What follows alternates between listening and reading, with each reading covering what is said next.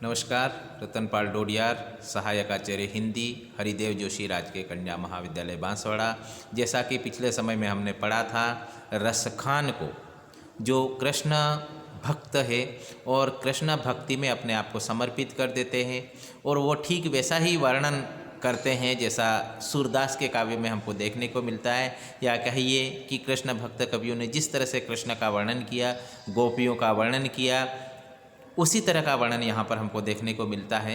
यहाँ गोपियों की परस्पर चर्चा या वार्तालाप को इंगित किया गया है। इस पद में अगर हम देखें तो कानन दे अंगूरी रहीबो, जब ही मुरली धुनी मंद बजे हैं, मोहनी तानन सोर सखानी, अटाचड़ गोदन गेहे तो गेहे, टेरी कहो सिगरे ब्रज लोगनी, काली को कितनो समझे हैं, मायरी व मुख की मुस्कानी, सम्हारी न जेहे न जेहन जेहे। यहाँ पर कृष्ण के अनुपम सौंदर्य और उनकी मुरली की धुन जो सबको सम्मोहित कर लेती है, सबको अपनी ओर आकर्षित कर लेती है, ऐसी बांसुरी की धुन जब भी बजे तो यहाँ एक सखी कहती हैं कि उस धुन से हम इतने मतवाले हो जाते हैं कि हम इतने खींचे चले जाते हैं कि अपना सब कुछ भूल बैठते हैं। इसलिए जब भी धुन बजे तो हमें अगर उस धुन से सम्मोहित नहीं होना है, उसकी ओर आकर्षित नहीं होना है, तो हमें अपने आप को बचाने के लिए कानों में अंगुली लगानी है। वो कहती है कि कानन दे अंगूरी रहीबो, जब ही मुरली धुन मंद बजे, जब भी कृष्ण की मुरली की मंद मंद मधुर धुन सुनाई दे तब हमें कानों में अंगुलियां लगा देनी चाहिए, अंगुलियां डाल देनी चाहिए, क्योंकि उस धुन को सुन करके हम अपने आप को नहीं रोक पाती हैं या मैं अपने आप को नहीं रोक पाती हूँ। मोहनी तानन, क्योंकि उस धुन में, उस तान में इतना मन को मोह लेती है कि हम उसकी ओर स्वाभाविक रूप से खींचे चले जाते। रस खानी, यहाँ रस खान कवि कहते हैं कि वह कृष्ण रस की खान है और वह इस तरह के रस को प्रवाहित करते इस स्थान में कि हम सहज रूप में ही उनकी ओर खींचे चले जाते हैं।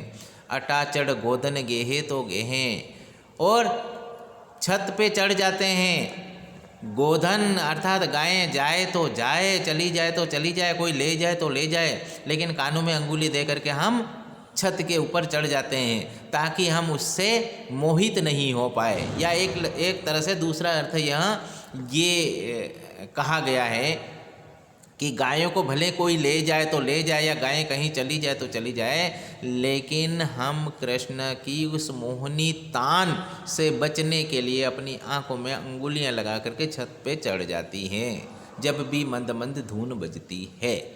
टेरी कहो सिगरे ब्रज लोगनी, टेरी का मतलब है उल्टा टेढ़ा कहेंगे।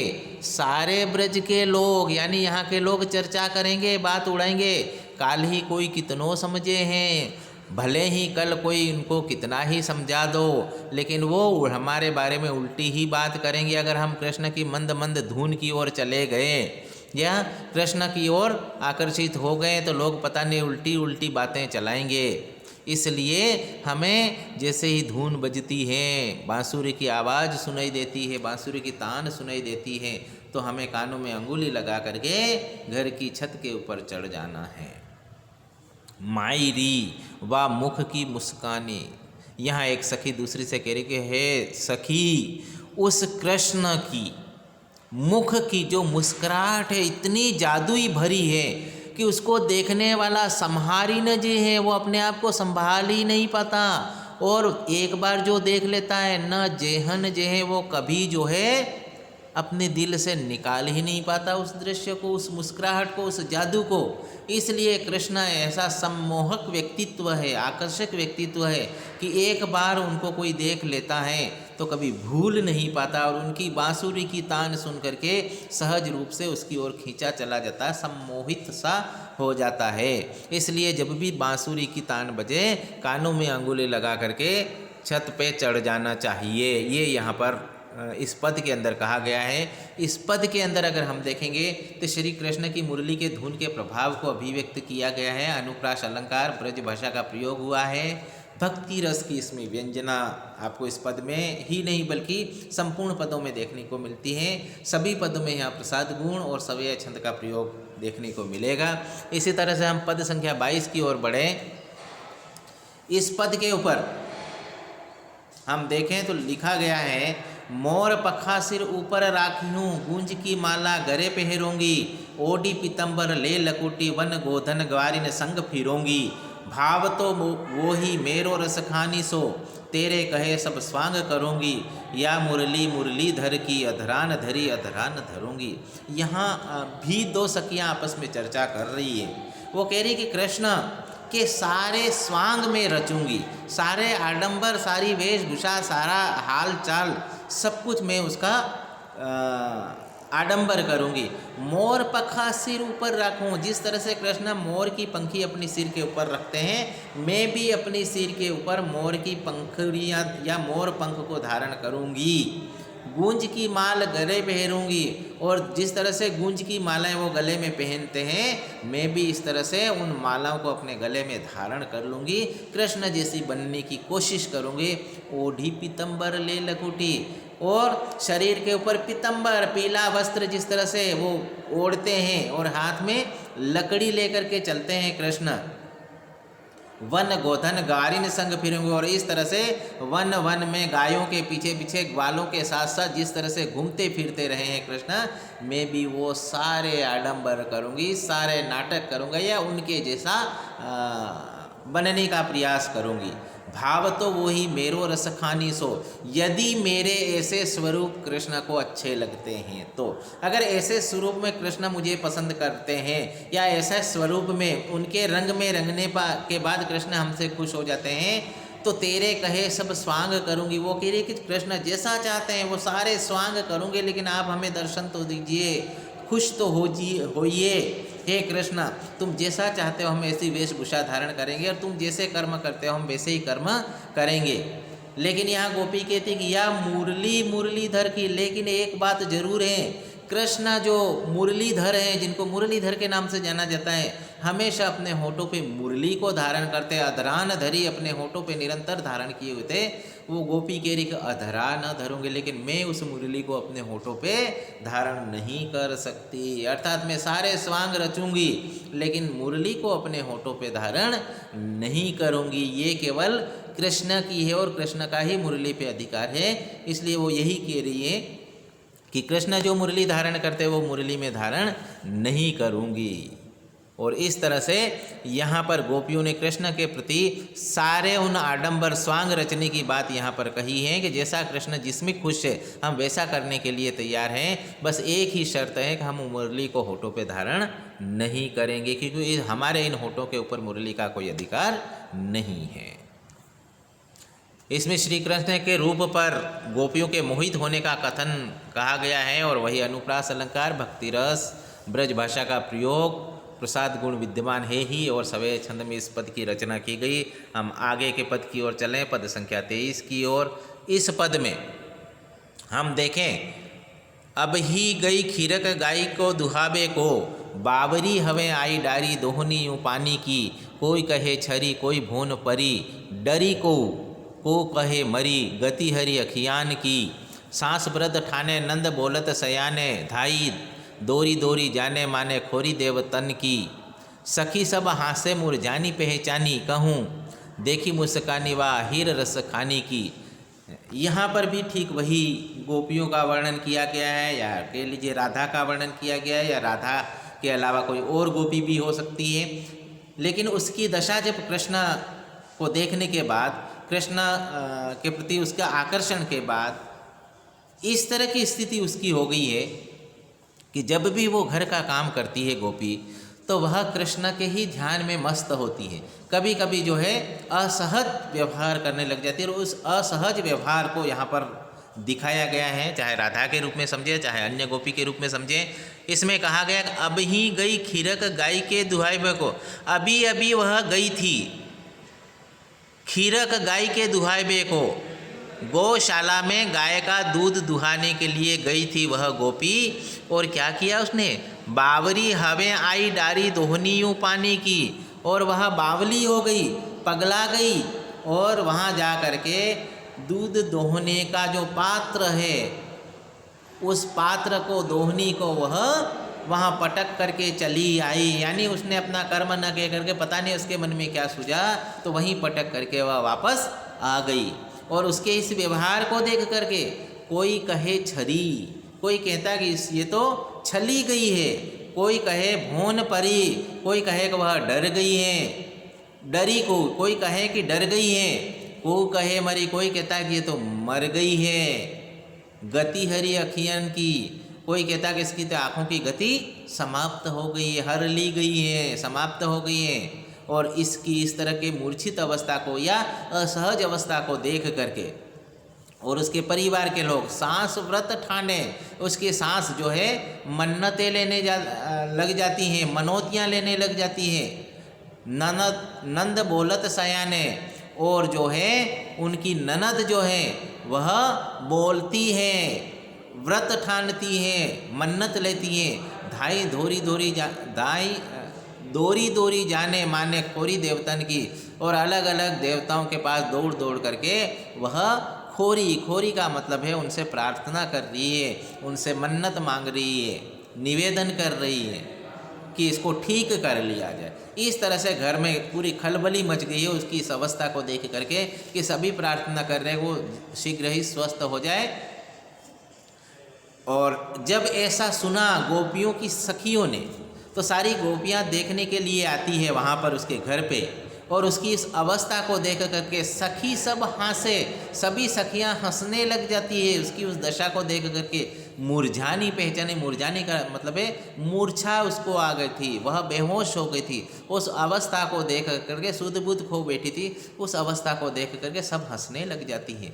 कहूँ देखी मुस्कानी व हीर रस खाने की, और सब यही कहने लग जाती हैं कि शायद इसने मुस्कानी मुस्कुराहट को देख लिया, वाह अहीर रस खाने की, किसकी? उस अहीर के बेटे या उस अहीर रस खान अर्थात कृष्ण की उस मुस्कुराहट को, उसके व्यक्तित्व को, उससे नज़र मिल जाने की वजह से वह बेहोश हो गई, अपनी सूध बूध खो बैठी और कृष्ण को मय हो गई है। अर्थात एक तरह से कहने के लिए कि कृष्ण पर वह बावली हो गई है, कृष्ण की दीवानी हो गई है। यह देख करके सारी सखियाँ वहाँ हंसने लग जाती, वो पहचान लेती हैं कि ये दशा इसकी इस वजह से हुई है, न कि कोई किसी तरह का रोग या दुख है, बल्कि वो कृष्ण की याद में अपने होश हवास खो बैठी है। ये उनकी सखियाँ यहाँ देख करके पहचान लेती है। इस पद के अंदर श्री कृष्ण के वियोग में गोपिका की विषम स्थिति का चित्रण जैसा कि इसमें हमने व्याख्या में पढ़ा किया गया है, क्योंकि कृष्ण को देखने के बाद वह चाहती है कि बार बार कृष्ण को देखा जाए या उनके सामने ही रहे, और नहीं देख पाने की स्थिति में उसकी इस तरह की दशा का हवाला यहाँ दिया गया है, इस तरह की दशा का वर्णन किया गया है। अब हम चलते हैं पद संख्या 24 की ओर, जो इसी क्रम में आगे चल रहा है। बंसी बजावत आनी कहियोरी, गली में अली कछु टोना सो डारे, नेक चिते तिरछी करी दीठी, चलो गयो मोहन मुठी सी मारे, ताही घरी सी परी वह सेज पे, प्यारी न बोलती प्राण हूँ वारे, राधिका जिहे तो जिहे सबे न तो पीहे हला हल नंद के द्वारे। बहुत सुंदर पद है ये। और इस पद के अंदर यहाँ पर कवि कह रहे हैं राधा की जो दशा हो गई है कृष्ण के बिना, कृष्ण के वियोग में, उस राधा की उस दशा का वर्णन यहाँ देखने को मिला है। और यहाँ कह रहे हैं, एक सखी दूसरी से कह रही है कि बंसी बजावत आनी कहियोरी, यानी बंसी बजाता हुआ वह कृष्णा आ गया इन गलियों में, और इन गलियों में आता है बंसी बजाता हुआ और सबको अपनी धुन में, अपनी तान में, अपनी मुस्कुराहट से अपनी ओर खींच लेता है, और सभी जो यहाँ की स्त्रियाँ उसकी दीवानी हो जाती हैं। राधा भी उनमें से एक है, और राधा की स्थिति बड़ी विचित्र हो गई है। गली में अली कछु टोना सो डारे, वो इन गली से जब निकलता है तो हे अली हे सखी, ऐसा लगता है कि मानो वो कोई टोना या कोई टोटका या कोई जादू कर देता है कि जिसके प्रभाव में सारे लोग आ जाते हैं, उसकी ओर खींचे चले जाते हैं। और वो क्या करता है इन गलियों में आकर के, नेक चिते तिरछी करी दीठी, नेक चिते बड़े मन से, तिरछी नज़र से वह हमको देखता है, निहारता है। और इस तरह से निहारते हुए, नज़र मिलाते हुए वो तो यहाँ से चला गया। और उसके जाने के बाद ऐसा लगा कि चलो गयो मोहन मुट्ठी सी मारे। हमारे मन को खींचने वाला वह मोहन, वह कृष्ण मानो मुट्ठी सी मारे। मुट्ठी मारने का मतलब होता है जादू कर देना। एक जादू में एक मुट्ठी का अर्थ ये होता है कि जिसका प्रभाव अचूक होता है, इस प्रकार का जादू मुट्ठी मारना। तो ये कह रहे हैं कि मुट्ठी मार गया, मतलब ऐसा जादू कर गया कि जिसका कोई इलाज, ला इलाज जिसको हम कह सकते हैं। तो इस तरह का जादू कर गया है जो जादू सबके ऊपर छा गया। ताही घड़ी सी परी वह सेज पे, उस दिन से ही, जिस दिन से कृष्ण इस गली में आया और उस कृष्ण को देखते ही उसके ऊपर जो जादू हुआ है, उसी घड़ी से, उस पल से वह खाट पे पड़ गई है, सेज पे अर्थात बिस्तर पे पड़ गई है। प्यारी न बोलती प्राण हूँ वारे, बेचारी प्यारी वो बोल नहीं पा रही, वो कुछ ही नहीं बोल पा रही और अपने प्राणों को न्योछावर कर रही है। इसलिए उसकी मरणासन स्थिति हो गई है, वह बिस्तर उसने पकड़ लिया है और वह कृष्ण के बिना उसकी ऐसी स्थिति हो गई है। और उसकी स्थिति का कारण क्या है? वह मनमोहन कृष्ण यानी नंद का बेटा। तो इसलिए यहाँ सारी गोपियाँ मिल करके एकजुट होकर के कहती हैं कि राधिका जी हैं तो जी हैं सब, ये राधिका अगर जिएगी तब तो हम सब जिएंगे, न तो पीहे हलाहल नंद के द्वारा। अगर राधिका को कुछ हो गया, राधिका अगर मर गई तो राधा के मर गई तो हम नंद के द्वार पे, नंद के घर के आगे हम जहर पी करके अपनी जान दे देंगी, क्योंकि हमारे लिए राधा का जिंदा रखना बहुत ज़रूरी है। और उसका मूल कारण वह कृष्ण नंद का बेटा है। इसलिए इसके दोषी जो व्यक्ति है उसी को हम, उनके घर द्वार पर जो है हम सभी यहाँ एक साथ मृत्यु को प्राप्त होगी या एक साथ जहर पी लेंगे। इस तरह से थोड़ी सी विनोद भाव में ही सही, लेकिन यहाँ कभी धमकी देते हुए से दिखाई दे रहे हैं, जैसे मानो सारी गोपिकाएं एकजुट होकर के सारा दोष जो है नंद के बेटे के ऊपर डाल रही है। कुल मिलाकर के मूल कारण बता रही है कि इनकी वजह से, इनके जादू या उनके आकर्षण की वजह से, इनकी मुरली की वजह से हम सब की दशा बड़ी विचित्र हो चली है। इसमें श्री कृष्ण की मुरली के धुन के प्रभाव में राधिका की विषम स्थिति का वर्णन, जैसा कि आपने देखा, किया गया है। और इसी में ये अंतिम पद और हमारे पाठ्यक्रम में रसखान का अंतिम पद जिसको हम पढ़ रहे हैं, लाज को लेप चढ़ाई के अंग पछी सब सीख को मंत्र सुनाई के, गाडरू हवे ब्रजलोक थक्यो करी, औषधि वासु की सोह दिवाई के, ऊंधो सो को रसखानी कहे, जिन चित्त धर्यो तुम एते उपाय के, कारे बिसारे को चाहे उतार्यो, अरे विष बावरे राख लगाई के। देखिए यहाँ एक प्रसंग है, जैसा हमने कई बार देखा है, बार बार सूरदास की रचनाओं में आता है कि उद्धव जो है समझाने के लिए गोपियों को आते हैं कि आप कृष्ण से प्रेम करने के बजाय निर्गुण निराकार ब्रह्मा की उपासना करो। और इस तरह का योग संदेश या निर्गुण निराकार का संदेश जब उद्धव देता है तो यहाँ पर गोपियों की जो प्रतिक्रिया होती है वो कहीं न कहीं इस पद में हमको देखने को मिलती है।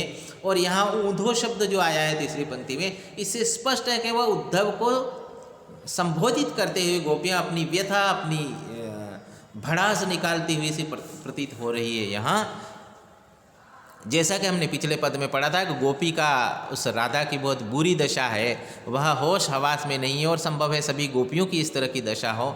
तो यहाँ पर सारी गोपियों को समझाने के लिए जो उद्धव आते हैं, उन उद्धव को वह गोपियाँ ये कह रही हैं या राधा ये कह रही है, सुनिए, कि लाज को लेप चढ़ाई के अंग पची सब सीख को मंत्र सुनाई के, गाडरू हवे ब्रजलोक थक्यो करी, औषधि वासु की सौं दवाई के। यानी हम कृष्ण की दीवानी हो गई है और कृष्ण से हम प्रेम करती हैं, और कृष्ण से प्रेम करने की वजह से हमारी जो दशा हो रही है कृष्ण के बिना, उस दशा को सुधारने के लिए लाज को लेप चढ़ाई के अंग यानी लोक मर्यादा, लोक लाज का लेप चढ़ा करके, अर्थात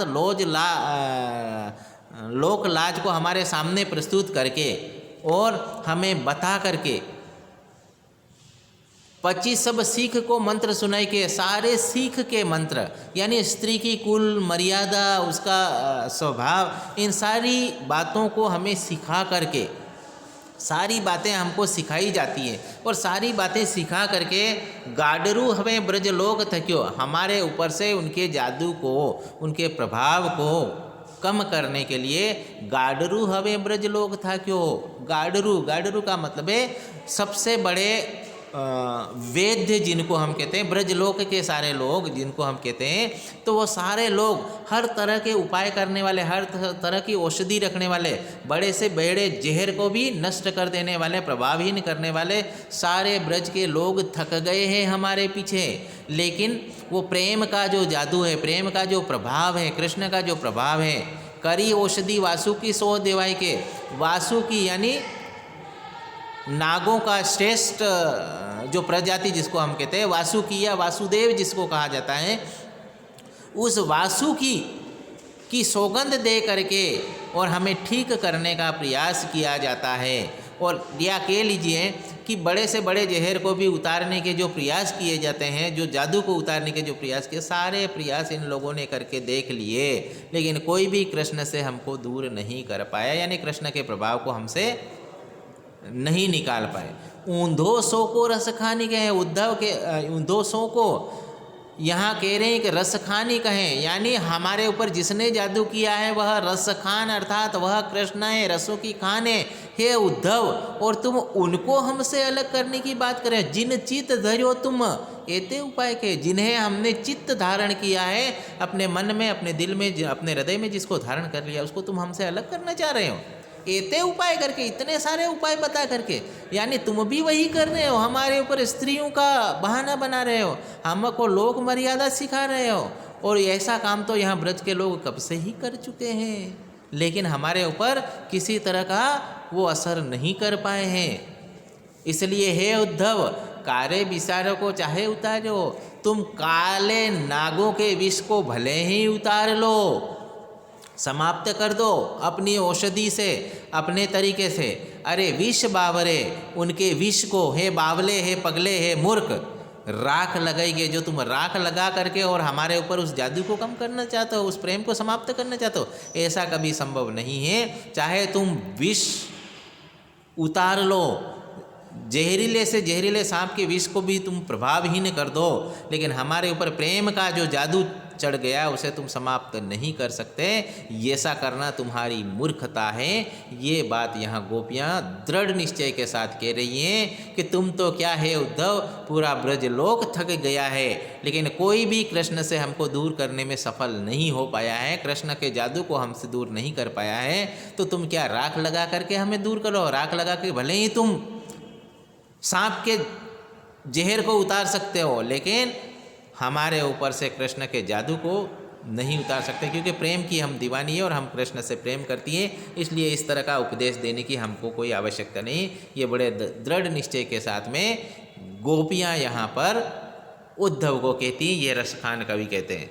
और इसमें गोपियों की मनोदशा का चित्रण किया गया है। वही अनुप्रास अलंकार, ब्रज भाषा, भक्ति रस, प्रसाद गुण और सवय छंद का प्रयोग बड़ा मार्मिक ढंग से किया गया है इन सभी पदों में। और आज के लिए बस इतना ही। इस पद के साथ ही हमारा रसखान का संपूर्ण अध्याय यहीं समाप्त होता है। आप सबका बहुत बहुत धन्यवाद सुनने के लिए। Thank you.